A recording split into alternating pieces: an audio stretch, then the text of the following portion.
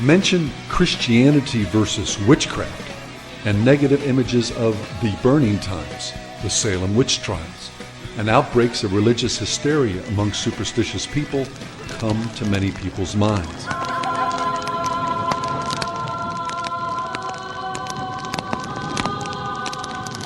Umírám nevinně.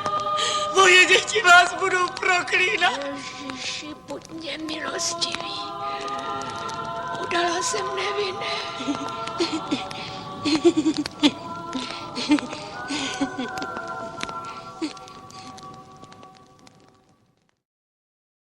It's here where we need to dispel the Hollywood image of the old crone of fairy tales, such as in Snow White and The Wizard of Oz.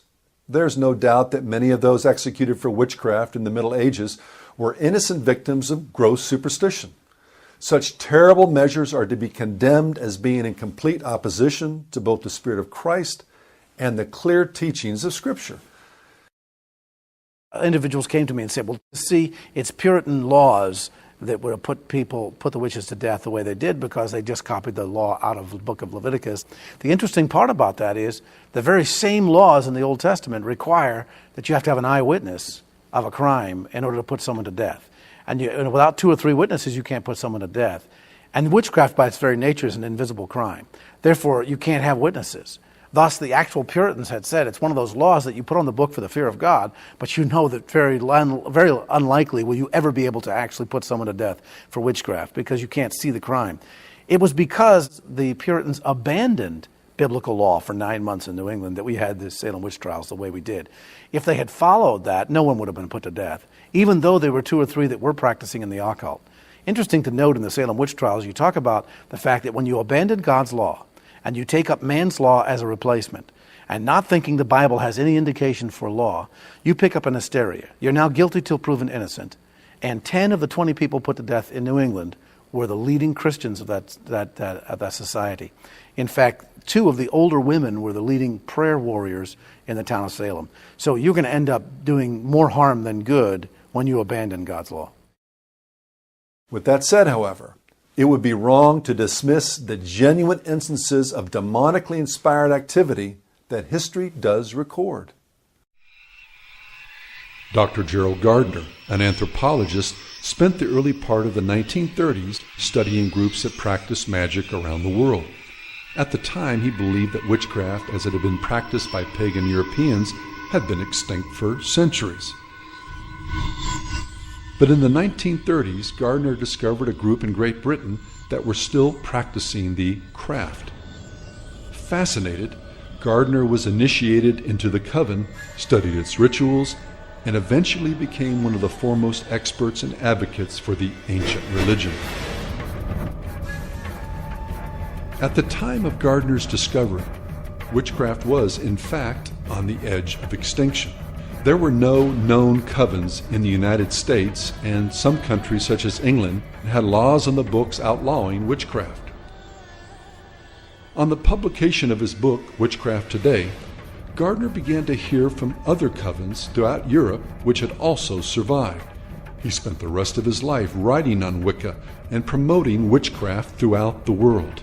Today, Gardner is regarded as a grandfather of modern Wicca and the primary force behind its revival in the latter part of the 20th century. One of Gardner's followers, Raymond Buckland, was initiated into the craft 1 year before Gardner's death in 1964. He introduced Wicca into the United States during the cultural sea change that was the 60s.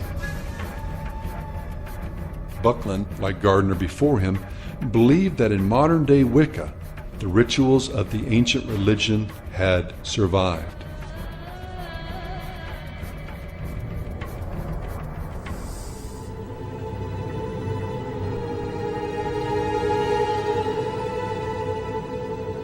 What exactly, then, is modern Wicca? Who? Manon.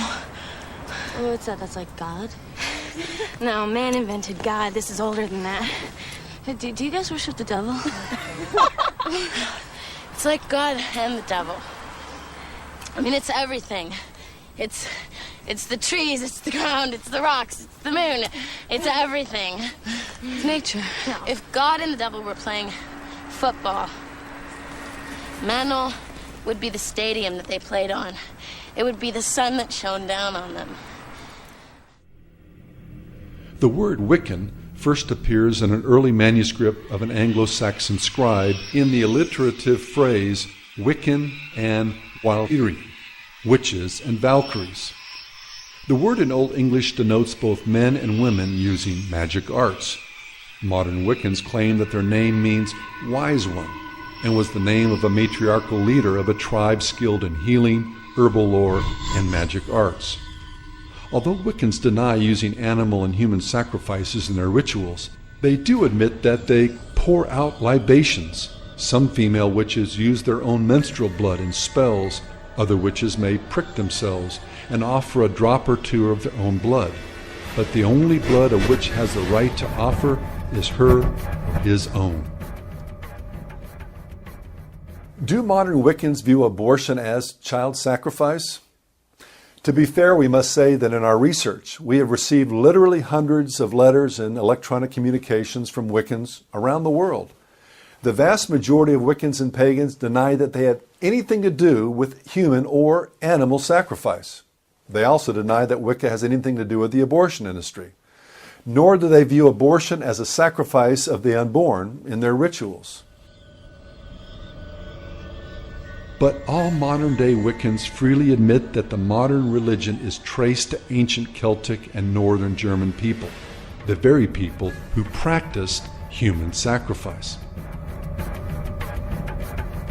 Although the vast majority deny that they have anything to do with the practice of child sacrifice, Wiccans are hard-pressed to explain a growing number of witches who argue that abortion is a witch's prerogative.